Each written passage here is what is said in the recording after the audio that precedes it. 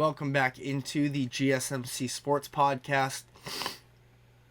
Excuse me. We are now headed into our next segment, and I wanted to talk about the release of the 2024 schedule, where we have the full slate of games for the upcoming season. This was something that was leaked a little bit ahead of time. We now know, though, that the Ravens are going to be headed to Kansas City to face the Chiefs in the first game of the NFL season. That's going to kick off the first Thursday of the year. A rematch of the AFC Championship game. And then what's really interesting is we do have that Brazil game that was talked about for a bit. That is going to be taking place on that Friday between the Green Bay Packers and the Philadelphia Eagles. And it is going to be exclusively streamed on Peacock. So a few thoughts about that game. One, should be a really fun game for the most part anyways. The fact that it's going to be the first game ever in Brazil.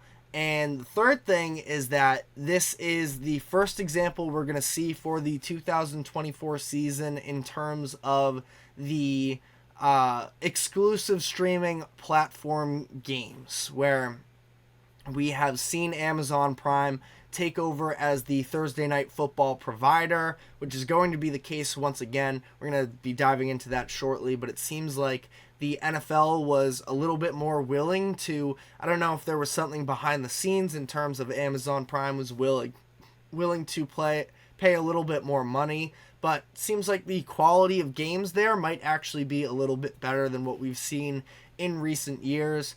But on NFL.com, they also announced that Amazon Prime Video is going to be streaming a wild card game as well. We saw a similar situation last year where Peacock did so for the game between the Chiefs and the Dolphins in the wild card round. I don't believe that Peacock is getting another playoff game, at least from what I have seen. Let me know if I'm wrong on that matter. Let me know in the comment section, but it seems like Peacock's one game is going to be this Brazil matchup in week 1, but we also have 2 games that are going to be aired on Netflix on Christmas Day. The Chiefs are going to be playing the Steelers, and the Ravens are going to be playing the Texans. So some interesting matchups there. Historic franchises in the Chiefs and the Steelers.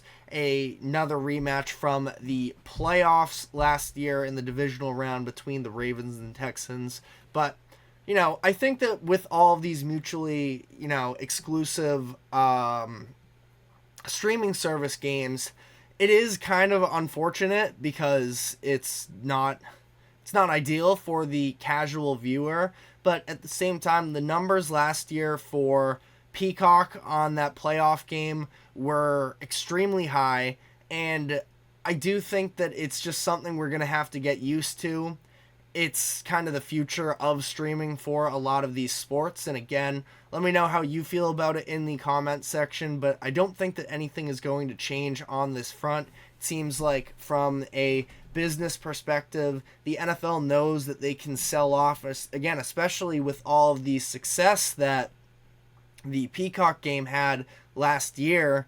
The NFL knows that they can probably continue to drive up the price a little bit on the bidding war for these types of games, and it does make sense, I think, for these streaming platforms as well to carry their end of the bargain because of the fact that they are getting, incredible viewership numbers on these individual games, and if they can sort of hook additional people in for the sake of, keeping their membership, then I understand from the business perspective of both the NFL and these streaming services. We can acknowledge that it does sort of hurt the casual viewer, but fortunately, when has the common person ever really been, the X factor in these types of business deals from big corporations? So just sort of my 2 cents on that.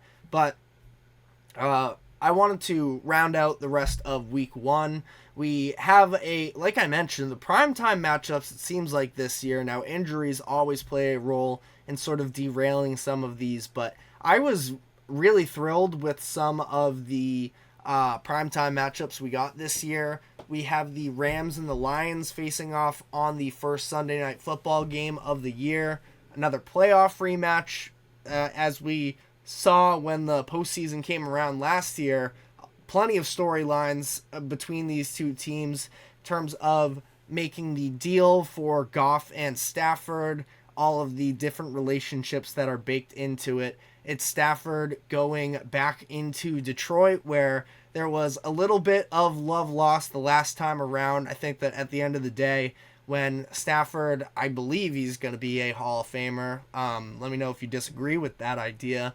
But I think he's going to be remembered for being in a Lions jersey. I think that Lions fans do still have a lot of respect for him, but right now things are just going to be a little bit contentious, and they are going to want to win every single one of these matchups at a very high intensity level, to say the least. But also in week 1, we have the Jets debuting on Monday Night Football once again with a matchup against the 49ers. Now, if you remember last year, of course, the Jets did play their first game on Monday Night Football, which is where Aaron Rodgers made his very brief Jets debut before suffering the season-ending injury. Now, on the bright side, this game isn't going to be taking place at MetLife, so maybe we get a little bit of a better field for Aaron Rodgers to make his smooth transition into the, Jets culture and everything. But,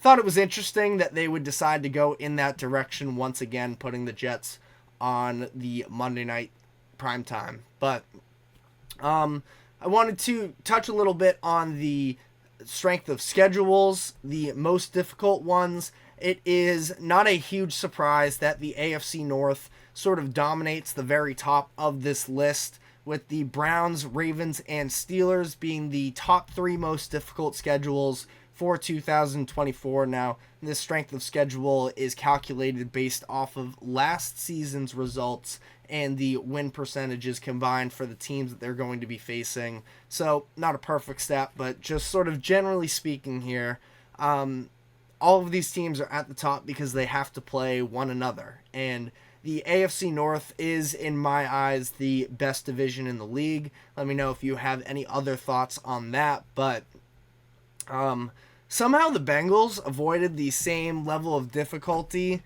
with their strength of schedule. Now, again, can be a little bit subjective, this stat. For example, the Bengals were last in the division last year, which is why they do have the easiest schedule out of the group. But, their wins are probably their record when you look at other teams that are going to have to play them. The Bengals are going to be a much better team this season as long as they have a healthy Joe Burrow. So, it does sort of show the flaws in the system that is currently calculating this. But rest of the top 10, we have the Packers at 4, and then the Texans, Giants, Bills, Patriots, Jaguars, and Raiders at number 10. Gotta say, as a Patriots fan here, pretty sad about the Patriots having the 8th hardest schedule. Now, I just don't know what the team did to deserve this. They also don't have a bye week until week 14, so definitely could be very rough stuff for the Patriots going here. When we last talked about the over-unders, I believe the Patriots were at 4.5 wins for the season, and I did feel like they could win one more game. Or did they win 3 or 4 last year? I'm kind of blanking off the top of my head, but I thought the Patriots could be a potential over team, but they won 4 games. But when I looked earlier on BetMGM, they are actually sitting at 5.5, so don't feel quite as good about that prediction now. But 4.5, 5 is probably going to be around where they do end up this season. But on the flip side of the conversation surrounding the NFC or the AFC North being at the top of the most difficult strength of schedule because they have to play one another, we saw the NFC South holding 4 out of the 5 easiest schedules for 2024. Goes Saints, Falcons, Panthers, The Bears are in there, and then the Buccaneers in terms of the 5 easiest. So not all too surprising there. Part of what's leading a lot of people to really buy into the Falcons, who can definitely be a good team, but I don't see them as a true Super Bowl contender.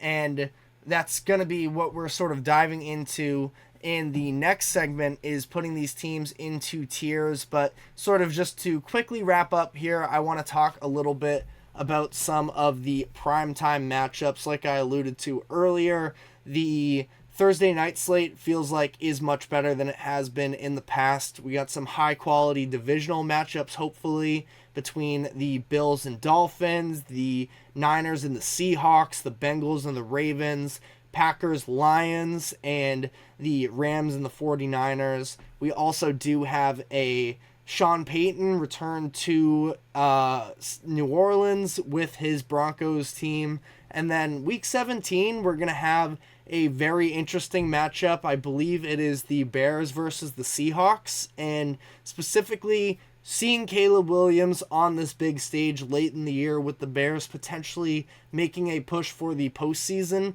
definitely going to be something that I am interested in. We're also going to see him on Sunday Night Football in week 2 when he faces off against CJ Stroud and the Texans. I think that should be another really good game as well. But let me know which games you guys are most looking forward to. We're going to be taking our final break here, and when we come back on the other side, I broke each of the NFL teams down into tiers. So we are going to be giving a little bit of a rankings to end off the show here. But stick with us after this quick break, and we will be right back.